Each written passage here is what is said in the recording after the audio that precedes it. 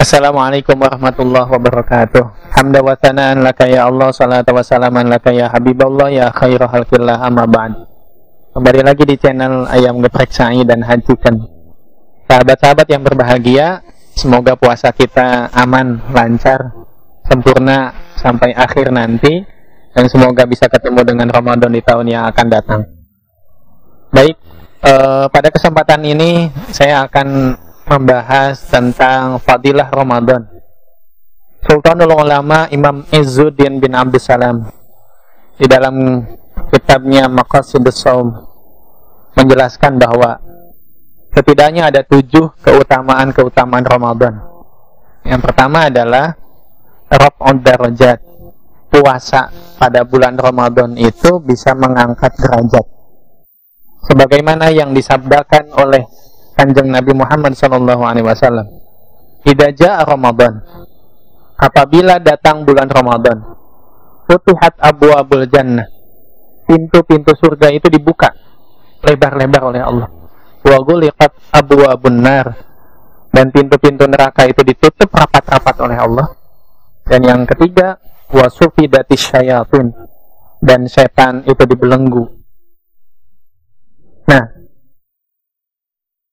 pada bulan Ramadan ketika pintu surga dibuka, itu menunjukkan bahwa ada potensi bagi kita untuk taksirut ta'at, memperbanyak ketaatan kepada Allah. Ini momen yang paling istimewa di mana kita dikasih peluang sebesar-besarnya untuk masuk lewat pintu manapun ke dalam surganya Allah Subhanahu wa taala.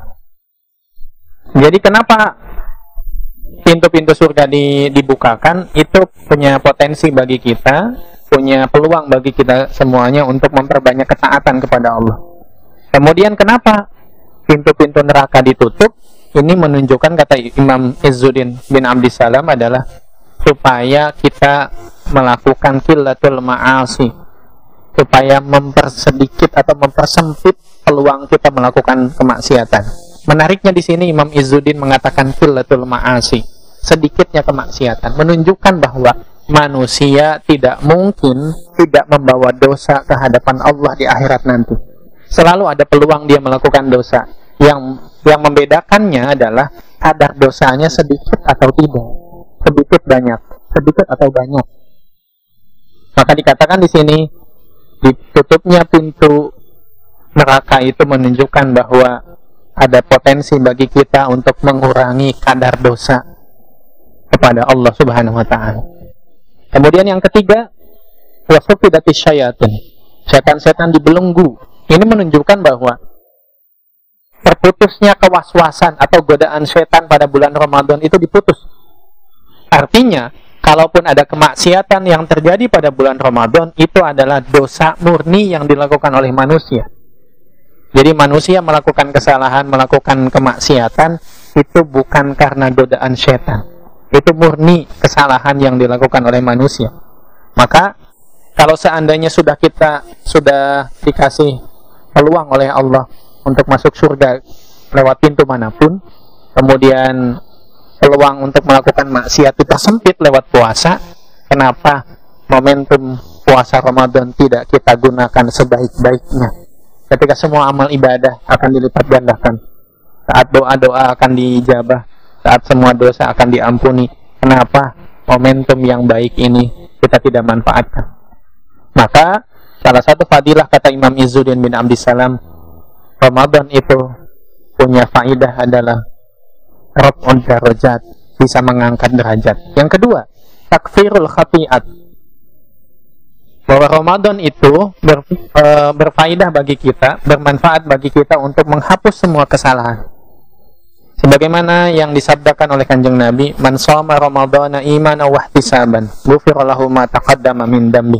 Siapa yang berpuasa pada bulan Ramadan semata-mata iman di sini adalah percaya bahwa Allah yang akan membalas, bahwa yakin, bahwa keyakinan yang total kepada Allah, bahwa semata-mata puasa kita itu adalah lillahi ta'ala, bukan karena manusia, bukan karena ingin dinilai oleh manusia, bukan karena ingin dipuji oleh manusia, tapi semata-mata lillahi ta'ala, wahtisaban, dan mengharap ridho dari Allah Subhanahu wa ta'ala. maka apa yang akan dihasilkan? Ghufira lahu ma taqaddama min dambi. Dosa-dosa yang telah terdahulu yang pernah dia lakukan akan diampuni oleh Allah. Yang ketiga, manfaat puasa, kata Imam Izzuddin bin Abdissalam, adalah kasr syahwat atau hadmus syahwat, menghancurkan syahwat keduniaan. Artinya, ibadah puasa itu kan menahan lapar dan haus. Potensi melakukan maksiat hanya akan terjadi ketika kita kekenyangan. Inna ta'ama yuqawwi syahwatan nahim. Bahwa makanan itu bisa memperkuat syahwat di dalam diri. Nah, yang dimaksud dengan puasa adalah menahan diri dari makan dan minum, sehingga menyebabkan kita akan lapar dan haus. Lapar dan haus ini menjadi sebuah latihan diri. Melatih diri dengan lapar dan haus itu menyebabkan atau berakibat atau menghasilkan kita semakin dekat kepada Allah. Yang dimaksud dengan lapar dan haus di sini bukan lapar dan haus yang karena kondisi sosial. Kalau karena kondisi sosial, misalnya kelaparan dan kehausan, akhirnya jadi problem sosial, jadi pencurian, jadi mengambil harta orang lain secara paksa. Itu yang kemudian akan mengakibatkan maksiat dan tindakan-tindakan kriminal yang lain. Tapi kalau yang dimaksud dengan kasur syahwat di sini adalah puasa lewat lapar dan hausnya itu adalah melatih diri kita, sengaja melatih diri kita untuk mendekatkan diri kepada Allah Subhanahu wa Ta'ala. Jadi lapar dan hausnya disengaja, mata-mata supaya mendapatkan ihtisaban, mendapatkan ridho dari Allah Subhanahu wa Ta'ala. Yang keempat, manfaat puasa, kata Imam Izzuddin bin Abdissalam, adalah taksirus shadaqat, adalah untuk memperbanyak sedekah. Karena lewat lapar dan haus pada bulan Ramadan, akhirnya kita jadi punya empati kepada siapapun. Akhirnya kita punya kasih sayang. Cinta dan kasih sayang kita jadi terasah.